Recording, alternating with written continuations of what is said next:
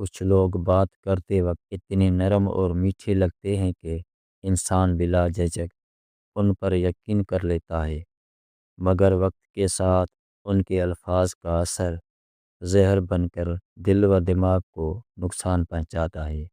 ایسے لوگ مسکراہٹ کے پیچھے حسد، خود غرضی اور منفی نیت چھپائے رکھتے ہیں۔ وہ تعریف کے ذریعے قریب آتے ہیں اور آہستہ آہستہ انسان کے اعتماد، سکون اور خودی کو کمزور کر دیتے ہیں۔ ان کی باتوں میں مٹھاس ہوتی ہے، مگر عمل میں سچائی نہیں ہوتی۔ یہی وجہ ہے کہ ان کی پہچان ان کے الفاظ سے نہیں، بلکہ ان کے رویوں، بدلتے لہجوں اور مشکل وقت میں سامنے آنے والے اصل چہرے سے ہوتی ہے۔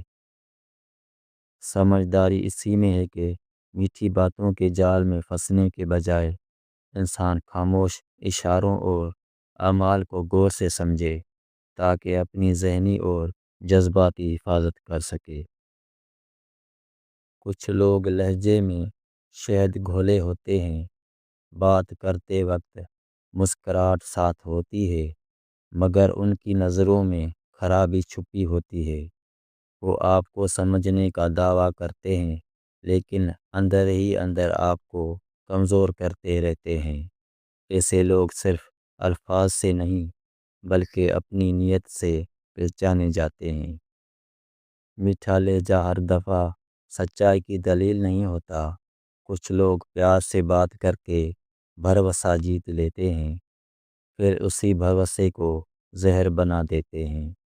ان کی تعریف اصل میں جال ہوتی ہے، اور ان کی ہمدردی فائدہ حاصل کرنے کا ذریعہ۔ ایسے لوگوں کی پہچان ان کے رویے کے بدلتے رنگ ہیں۔ زہریلے لوگ چیختے نہیں، وہ دھیمی آواز میں وار کرتے ہیں۔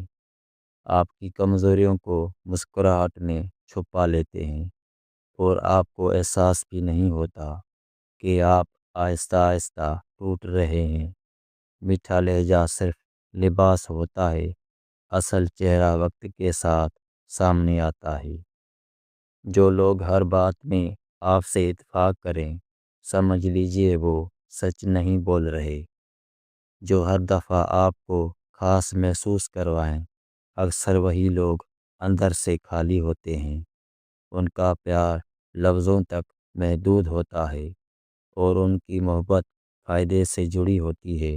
ایسے لوگوں سے ہمیشہ ہوشیار رہیں۔